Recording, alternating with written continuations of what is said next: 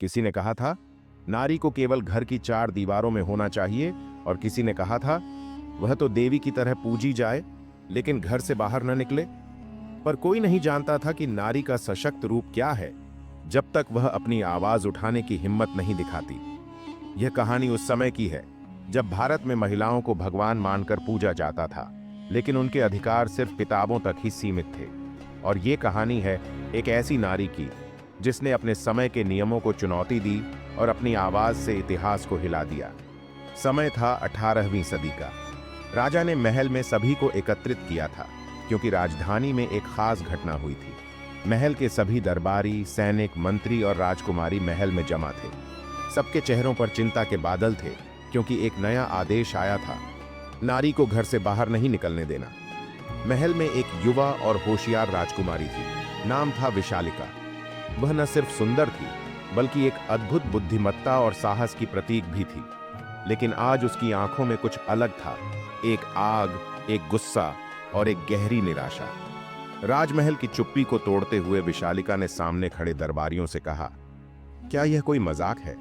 क्या हम उस नारी को देवी मानते हैं जो खुद को अभिव्यक्त करने का अधिकार नहीं रखती? दरबारी हैरान थे क्योंकि यह सवाल सीधे राजा से पूछा गया था।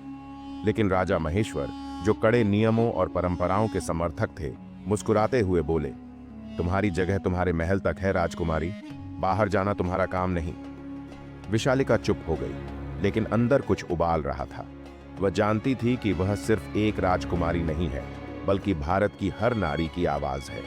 उसने एक दिन तय किया कि वह इन कायदों को तोड़ेगी और समाज को दिखाएगी कि महिलाएं केवल पूजा करने की मूर्तियां नहीं बल्कि स्वतंत्र, विचारशील और शक्तिशाली भी हो सकती हैं। विशालिका ने एक रात महल की छत से देखा जब पूरी राजधानी की महिलाएं घरों में बंद थीं और उनके भीतर का दर्द और गुस्सा नजर आ रहा था।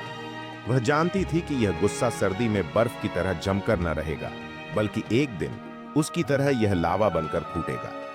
अगले दिन विशालिका ने महल से बाहर जाने का फैसला किया। उसकी योजना थी, मैं अपनी आवाज को इतना ऊंचा करूंगी कि यह पूरे भारत में गूंजेगी। विशालिका अपने परिवार के विरोध को नकारते हुए राजधानी के बाजारों में उतरी। उसकी दीनहीन स्थिति को देखकर लोग हैरान थे। एक राजकुमारी अपने ही महल के खिलाफ क्यों खड़ी हो रही है? क्या यह पागलपन था? लेकिन विशालिका के दिल में एक सपना था, महिलाओं को अपने अधिकारों के बारे में जानने का मौका देना। वह बाजार में पहुंची और दुकानदारों से पूछा, क्या तुम महिलाओं को अपने व्यापार में हिस्सा देने को तैयार हो? लोग हंसी में बिखर गए। महिला? यह व्यापार नहीं, पुरुषों का काम है। लेकिन विशालिका चुप नहीं रही। उसने व्यापारी से कहा, महिलाएं जीवन का आधार हैं, वे व्यापार में भी सफल हो सकती हैं, बस उन्हें मौका दो। उसके इस कदम ने राजधानी में हलचल मचा दी। महिलाओं ने आकर उसके पास सीखने की इच्छा जताई और यह देखकर राजकुमारियों के परिवार ने महसूस किया कि उनके लिए यह समय बदलाव का था। राजमहल में जब राजा महेश्वर ने यह सुना तो वह गुस्से से आग बबूला हो गए। यह क्या हो रहा है? एक राजकुमारी को क्यों चाहिए अपने अधिकार की बात करना? विशालिका ने उस दिन एक ऐतिहासिक घोषणा की, हम केवल देवी नहीं हैं, हम इंसान हैं, हमें हमारे अधिकार चाहिए। सभी महिलाएं एकजुट हो गईं और राजकुमारी की बातों ने समाज में एक हलचल मचाई। वह दिन केवल विशालिका का नहीं था बल्कि हर उस महिला का था जो अपने अधिकारों के लिए लड़ी थी। राजमहेश्वर को यह एहसास हुआ कि वह नारी को घर की दीवारों में बंद नहीं रख सकते थे। महिलाएं न केवल घर में बल्कि समाज में भी अपनी भूमिका निभाने के लिए तैयार थीं। और यह सब शुरू हुआ एक राजकुमारी की साहसिक कदम से। आज हम विशालिका के बारे में नहीं जानते, लेकिन उस दिन से महिलाओं ने जो अधिकार प्राप्त किए वही हमारे लिए प्रेरणा का स्रोत बने। महिलाएं अब सिर्फ देवी नहीं बल्कि अपनी जिंदगी के फैसले खुद लेने वाली इंसान बन गईं।